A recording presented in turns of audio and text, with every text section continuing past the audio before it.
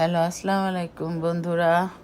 আজকে আমি একটা সহজ এবং তোমাদের জানা একটি রান্না নিয়ে আসছি। নিশ্চয়ই তোমরা বুঝতে পারছো কি? হ্যাঁ, আজকে আমি রান্না করব চনার ডাল দিয়ে, ছোলার ডাল বলতে পারো, বুটের ডাল বলতে পারো, ছোলার ডাল বলতে পারো, যে যেভাবে বুঝো। ডাল দিয়ে গরুর গোশতের হাড় দিয়ে, এটা তোমরা মুরগির, এভাবে তোমরা মুরগির গোশত দিয়েও করতে পারো, খাসির গোশত দিয়েও করতে পারো। তো আমি চনার ডালগুলোকে ভিজিয়ে রেখেছিলাম রাতে, সকালবেলা ধুয়ে নিয়েছি। বা তোমরা 2-3 ঘন্টা, যদি সময় না থাকে 2-3 ঘন্টা হলেও ভিজায় রাখবা, তাহলে ভালো হয়। এতে আমি কি নিয়েছি, মশলাগুলি আমি আগে প্রিপেয়ার করে নিচ্ছি। একটি বাটিতে আমি 1 চা চামচ আদার দিয়ে দিয়েছি, 1 চা চামচ রসুন পেস্ট দিয়ে দিয়েছি, 1 চা চামচ হলুদের গুঁড়ো, 1 চা চামচ জিরার গুঁড়ো, 1.5 চা চামচ ধনে গুঁড়ো এবং 1 টেবিল চামচ মরিচের গুঁড়ো দিয়ে স্বাদ মতো লবণ দিয়ে দিয়েছি। দিয়ে একটু পানিতে মিক্সড করে রেখে দিয়েছি কিছুক্ষণ। এভাবে রাখলে বাটা মশলার স্বাদ পাওয়া যায় অনেকটা। তো আমি একটিতে প্যানে রান্নার তেলটা 4 টেবিল চামচের মতো নিয়ে নিয়েছি। তেলটা বেশি কম তোমাদের ইচ্ছা মতো তোমরা দিতে পারো।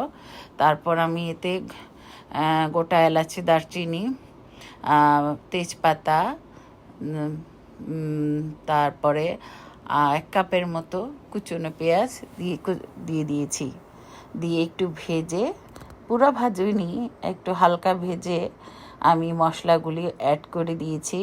মশলাগুলিকে এখানে আমি ভালো করে কষিয়ে নিচ্ছি। তো বন্ধুরা, এতক্ষণ দেখা তো হয়েছে, এবার লাইক বাটনটা প্রেস করে দাও।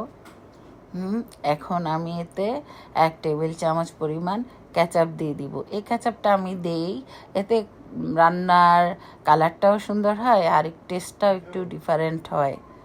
তো তোমরা সবাই দেখছো আমি কিভাবে কষিয়ে নিয়েছি। এখানে আমি প্রায় 1 কেজির মতো গোশত এবং হাড় মিলিয়ে নিয়েছি, হাড়টাই বেশি, মিলিয়ে ধুয়ে নিয়েছি। এখন আমার মশলাটা ভালো করে কষানো হয়ে গেছে, দেখো তেল উপরে উঠে গেছে। আমি এখন গোশতটা দিয়ে দিব। গোশতটা ভালো করে দিয়ে কষিয়ে নিব, ভালো করে কষিয়ে নিব।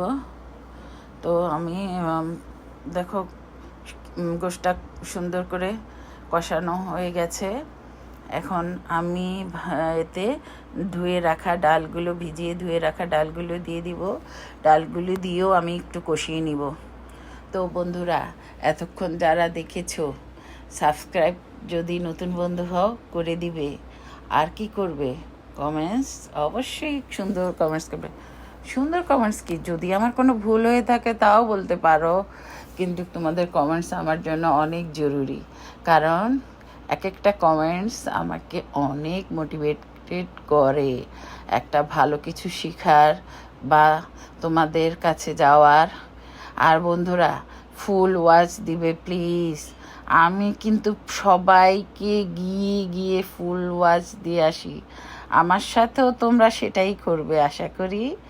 এখন এটা যদি তোমরা আমার ফেসবুক পেজ থেকে দেখো বা ইউটিউব চ্যানেল থেকে দেখো, অবশ্যই আমার সাথে ঠিক মতো ফুল ওয়াচ করে তারপরে আসবো। আমি কিন্তু এখানে দেখেছে গরম পানি দিয়ে দিয়েছি, একটু বেশি করেই দিয়েছি, হাড্ডি যেহেতু সিদ্ধ হতে হবে, এবং কাঁচামরিচও কিছু গোটা দিয়ে দিয়েছি। তোমরা ঝালটা যে যার পছন্দ অনুযায়ী খেতে পারো, সেই হিসাবে দিতেও পারো। এখানে আমি কিন্তু অফ স্ক্রিন যখন রান্নাটা হয়েছে, একটু পেঁয়াজ ব্রাউন করে বেরেস্তা করে বাগার দিয়ে দিয়েছি। এতে স্বাদটা আরও দ্বিগুণ হয়ে যায়। এখন আমি কিন্তু গরম মশলা আমার করে রাখা, আমি সেই রেসিপিটাও তোমাদেরকে দিয়েছি, আমার চ্যানেলে আছে, তোমরা দেখে নিবে। আমি সেই করে রাখা গরম মশলাটা ছিটিয়ে দিচ্ছি। দেখো আমার রান্নাটা হয়ে গেছে, কত সুন্দর, কত লোভনীয় লাগছে।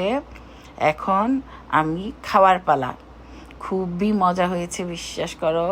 এভাবে তোমরা যারা নতুন রান্না করো, এভাবে হালকা পাতলাভাবে খেতে চাও, আমি কিন্তু অতিরিক্ত মশলা দিইনি, তোমরা দেখেছো। আমি একটু হালকা পাতলা করেই করেছি, মশলা কম দিয়ে, তেলও কম দিয়েছি। দেখো এভাবে করে খাবে, দেখবা স্বাস্থ্যের জন্য ক্ষতি হবে না এবং খেতেও মজাদার।